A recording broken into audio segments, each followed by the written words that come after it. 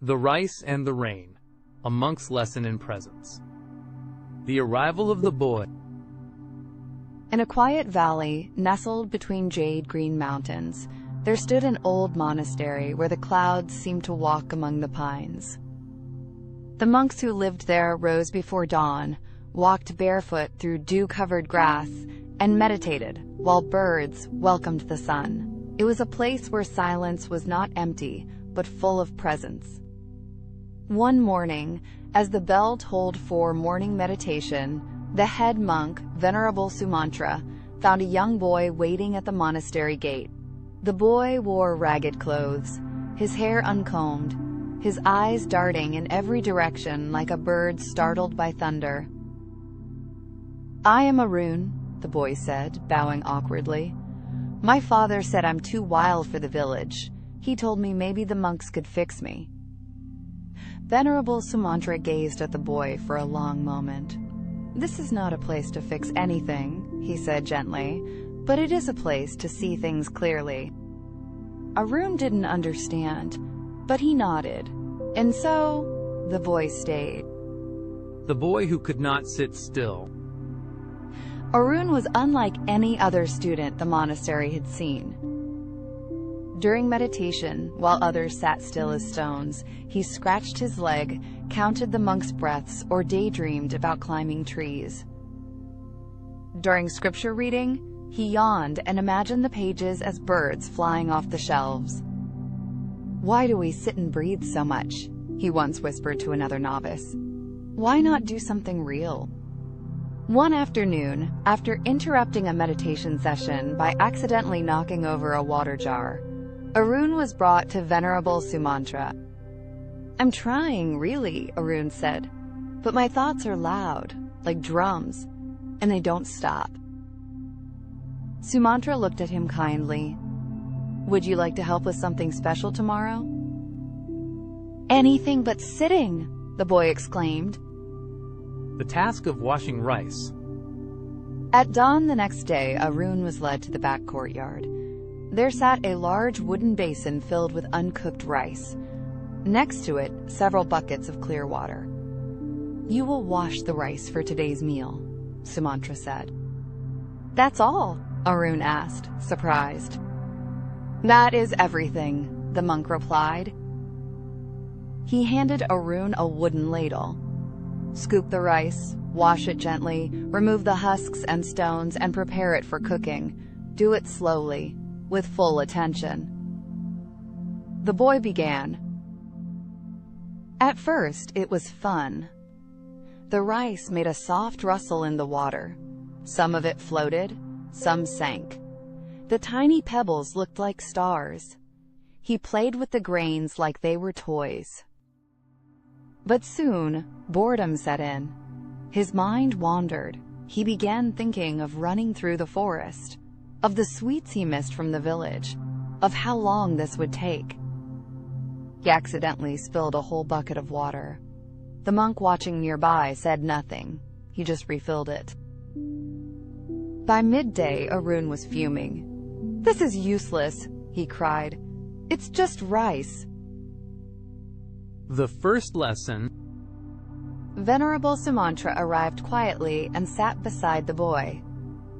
"Let me tell you a story," he said. "When I was your age, I too had to wash rice. My teacher gave me the same task, and I too was impatient." "Did you spill water too?" "Many times. But then he told me something that changed everything." Arun leaned in.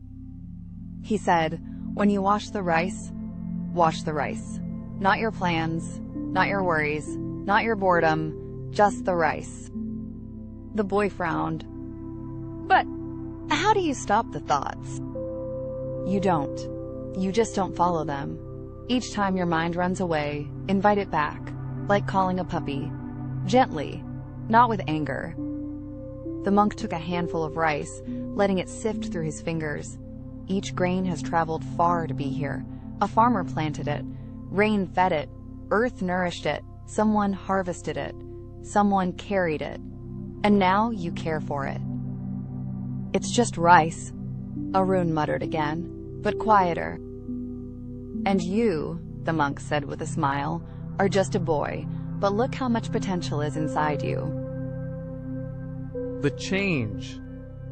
The next day, Arun washed rice again. This time, he tried something different. He noticed how the water felt on his hands, cool, smooth, alive. He noticed how some grains clung together while others floated away. He noticed his thoughts drifting and gently brought them back, over and over. A week passed. Then, too, he no longer spilled water. He no longer yawned during practice. One morning, while walking back from the river with buckets, a fellow novice asked, "Why do you always smile when washing rice?" Arun paused, then answered, "Because for once, I am actually here." The test. One day, news came that a wealthy patron would visit the monastery. The monks were busy preparing. Venerable Sumantra gave Arun a large basin of rice and said, "Today, you'll prepare the meal for all, alone." Arun nodded. No resistance, no complaints. He knelt by the basin and began washing. The courtyard was noisy, people moving, bells clanging. But Arun stayed with the rice. One breath, one grain, one movement. When he finished, he bowed to the basin. Later that day, the guests marveled at how fragrant the rice was. Light, perfectly cooked. Some asked if a special recipe had been used. Venerable Sumantra simply said, "It was washed with presence." Years later. Years passed. Arun grew into a calm, centered monk. Still curious, still light-hearted, but different. Settled, aware. One morning, a boy appeared at the monastery gates, mud on his face, fire in his eyes. "My uncle says I don't listen," the boy huffed. "He says maybe the monks can fix me." Arun knelt before him, smiling. "This is not a place to fix anything," he said gently, "but it is a place to see things clearly." Then he led the boy to the basin behind the monastery. "And today," he said, handing him a ladle, "you will wash the rice." The new boy and the old lesson. The boy's name was Kiran, and he was as restless as Arun had once been. His hands fidgeted as he stood before the basin of rice, the wooden ladle looking oversized in his small grip. The courtyard was alive with the hum of the monastery, monks chanting softly in the distance, the rustle of leaves in the breeze, and the occasional clatter of pots from the kitchen. "Why rice?" Kiran asked, his voice sharp with impatience. "Why not something important, like chopping wood or fetching water from the river?" Arun smiled, the same gentle smile Venerable Sumantra had once given him. "This is important," he said, "but you'll only know why if you do it with your whole heart." Kiran rolled his eyes but dipped the ladle into the basin. Water splashed over the edge, and rice grains scattered onto the stone floor. He groaned loudly, expecting a reprimand. Arun said nothing. He knelt beside Kiran, picked up the spilled grains one by one, and placed them back in the basin. "Every grain matters," he said softly, "just as every moment does." Kiran didn't reply, but he watched Arun's hands, steady, deliberate, unhurried. Something about the monk's calm made the boy pause, if only for a moment. The rain's whisper. That afternoon, the sky darkened, and a soft rain began to fall. The monks moved their tasks indoors, but Arun led Kiran to a sheltered corner of the courtyard, where a bamboo awning kept the rice basin dry. "Why work in the rain?" Kiran muttered, wiping droplets from his face. "This is stupid." Arun tilted his head, listening to the patter of rain on the awning. "The rain is not your enemy," he said. "It's a teacher, just like the rice. Listen to it." Kieran frowned, but he stayed quiet. For the first time, he noticed the rhythm of the rain, how it danced on the bamboo, how it seemed to hum a song older than the mountains. He dipped the ladle again, slower this time, watching the water swirl around the grains. Arun sat beside him, cross-legged, his eyes half closed. "When you wash the rice," he said, "let the rain be with you. Let the sound guide your hands. Let the moment hold you." Kieran didn't understand, not fully, but something in Arun's voice, steady like the rain itself, made him try again. He scooped, washed, and sifted, his movements less hurried. The rain fell, and for a few moments, the boy and the monk worked in silence, the world around them fading into the rhythm of water and rice. The weight of distraction. Days turned into weeks, and Kieran's restlessness persisted. Some mornings he washed the rice with care, noticing the way the grains gleamed in the sunlight, or how the water grew cloudy with starch. Other days he rushed through the task, muttering complaints or daydreaming about the games he used to play in his village. One such day, as Kieran sloppily stirred the rice, a small stone slipped through his fingers and into the cleaned pile. He didn't notice. Later, during the evening meal, a monk bit down on the stone and winced, spitting it into his palm. The other monk said nothing, but Kieran's face burned with shame. After the meal, he found Arun in the courtyard, sitting by the empty basin. "I'm sorry," Kieran said, his voice small. "I wasn't paying attention." Arun nodded, his expression kind but serious. "The stone didn't hurt anyone," he said. "But it could have. A moment of distraction can ripple outward, touching others in ways you don't expect." He handed Kieran the stone, smooth and small, no bigger than a pebble. "Keep this," he said. "Let it remind you that even the smallest things deserve your care." Kieran slipped the stone into his pocket, its weight a quiet promise to try harder. A festival of lanterns.